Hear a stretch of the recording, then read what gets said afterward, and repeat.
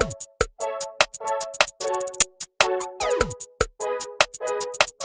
everybody, welcome back to Drug Talk. As always, I'm your host, Garrett Campbell. In today's video, I want to go in depth on talking about the importance of sleep as it relates to bipolar disorder.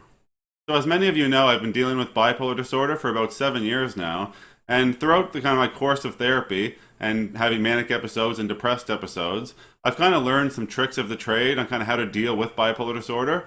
Some of that is from being taught by physicians and psychiatrists, and some of that is just by going through it myself and just kind of learning it as I go.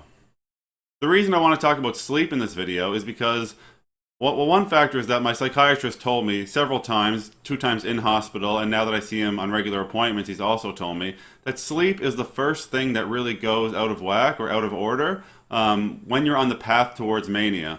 So if you can lock down your sleep and really keep track of sleep, you may be able to prevent yourself from going into mania, or if you're in hypomania, you can get it back under control. You may be able to swing back to a normal level. And just prevent yourself from getting to the point where you need to be hospitalized.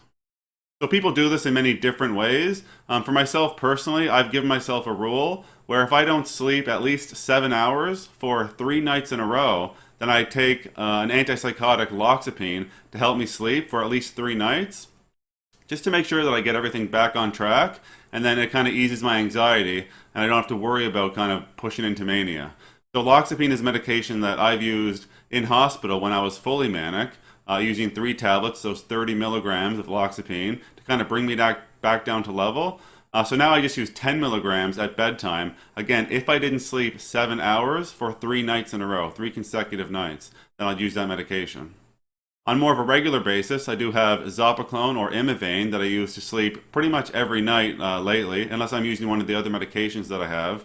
And thirdly, I have clonazepam. So if I'm having a very anxious night, as I kind of discussed in some of my other videos, it happens in the springtime when I'm really nervous about having a manic episode. It causes a lot of anxiety, and that anxiety prevents me from getting a good sleep. So I may use clonazepam to calm down the anxiety and help me get sleep as well.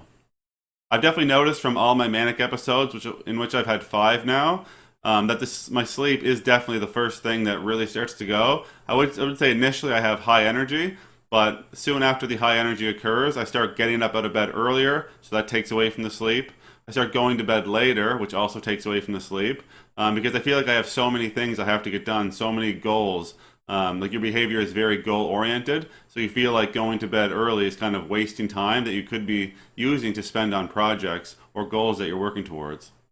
Since I've gotten the prescription for Loxapine after my last hospitalization, I actually haven't had a manic episode since. So this method that I'm using of kind of trying to make sure you get on an antipsychotic to help you sleep after those 3 consecutive days of not getting a good rest seems to have prevented me from having a manic episode, as I was kind of in a cycle of having 1 manic episode every year, like I said, 4 or 5 years. So this kind of broke the cycle to have that heavy antipsychotic that I can use as needed when I need sleep, and that kind of reset everything for me. Now there is a negative aspect to this as well, in the sense that I feel like I should be at a point now after 2 years of not having a manic episode, where I should be able to sleep sometimes without medication. But I find if I don't take medication used for sleep, such as Zopiclone or Imivane, and I'm laying in bed for about a half an hour or an hour, I start to get really kind of worked up about it, really concerned that I'm not sleeping, and I almost overanalyze my thoughts and the situation that I'm in just from not sleeping.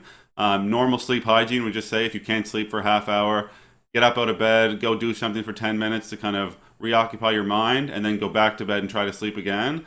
But I really do just get kind of worked up, so because of that kind of negative situation, I'm now in a situation where I feel like I have to use something to help me sleep every night, which I'm hoping to kind of push out of that as we move forward. But that's kind of where we stand now. And again, not having a manic episode is well worth using these medications on a nightly basis, and I'm not too concerned about any long-term side effects or anything like that. So it's really not that big of a deal for me to take them. It's just something that I'd like to get back to the point where I was before I had bipolar disorder, and I could just, sleep kind of normally like everybody else without medication.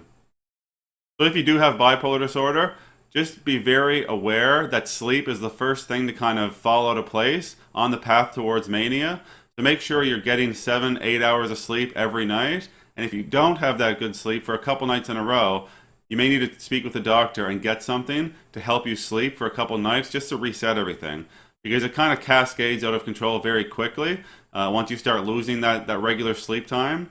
And then things obviously can get very bad and you may end up in the hospital. So we want to prevent that. So just really try to focus. The one thing you can focus on, the tangible thing you can focus on, is keeping track of your sleep on a nightly basis. If you need to use a journal or whatever the case is, or if you can just remember it in your mind, or maybe an app on your phone, it's definitely really good to do that, just to make sure that you always have kind of a list. You can show your doctor how you're doing, you know yourself how you're doing, and you can make changes based on your sleep patterns. So just keep in mind, sleep is a very, very important thing to track, and you have to make sure you're getting adequate amounts of sleep. Personally, I say 7 or 8 hours a night. I would get more into treating insomnia and sleep hygiene in general, but I've covered that in other videos on my channel, so you can just look for those videos, how to treat insomnia, or how I treat my insomnia. But other than that, that's all I really wanted to talk about in this video, just to kind of just really stress the importance of sleep with bipolar disorder, and just tell people if they have bipolar disorder, make sure that they're keeping track of that and take it very seriously, because it could be something that keeps you out of the hospital and keeps you healthy. So as always, if you want to support the channel, you can like the videos, share the videos, or most importantly, subscribe to the YouTube channel. And there's also some links in the description you can check out as well. That's it for today. Take care.